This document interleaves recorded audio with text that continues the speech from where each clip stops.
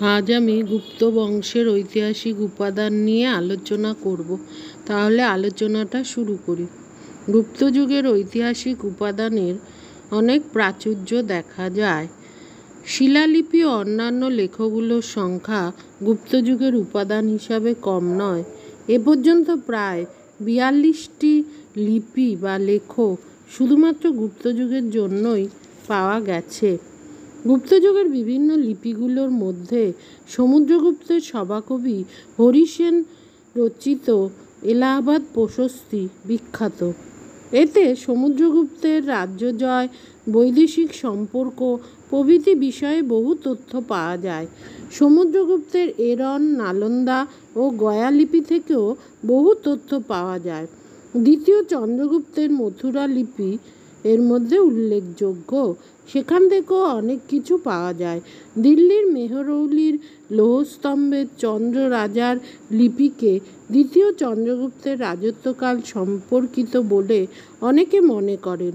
প্রথম কুমারগুপ্তের দামোদরপুর মান্দাসর লিপি গুরুত্বপূর্ণ।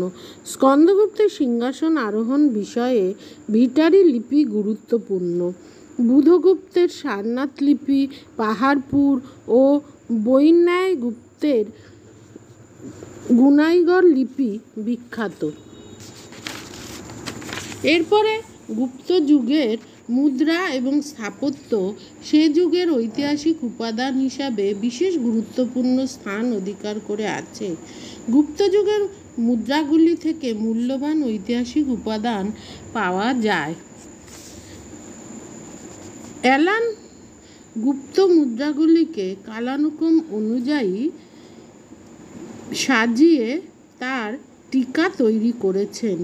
দ্বিতীয় চন্দ্রগুপ্তের স্বর্ণমুদ্রার উপর কুষাণ স্বর্ণমুদ্রার প্রভাব দেখা যায়।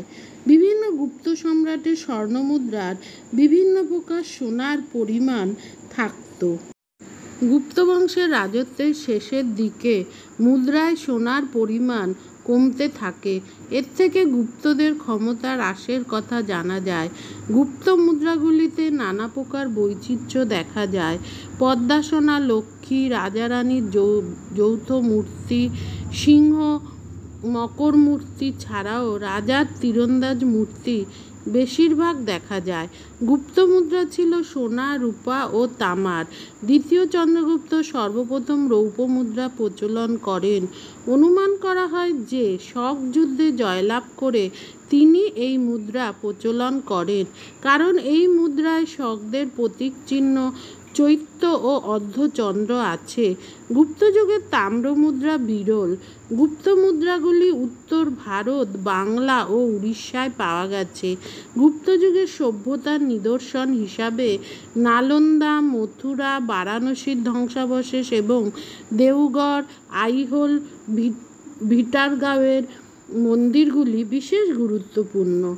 গুপ্ত যুগের সাহিত্য থেকেও এই যুগের বিশেষ ঐতিহাসিক উপাদান পাওয়া যায়। এই সাহিত্যে বহু তথ্য পাওয়া গেছে।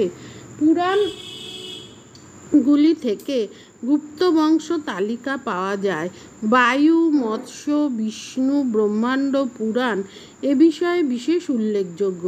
স্মৃতিশাস্ত্র, বিশেষত নারদ, বৃহস্পতি স্মৃতি থেকে বহু তথ্য জানা যায়।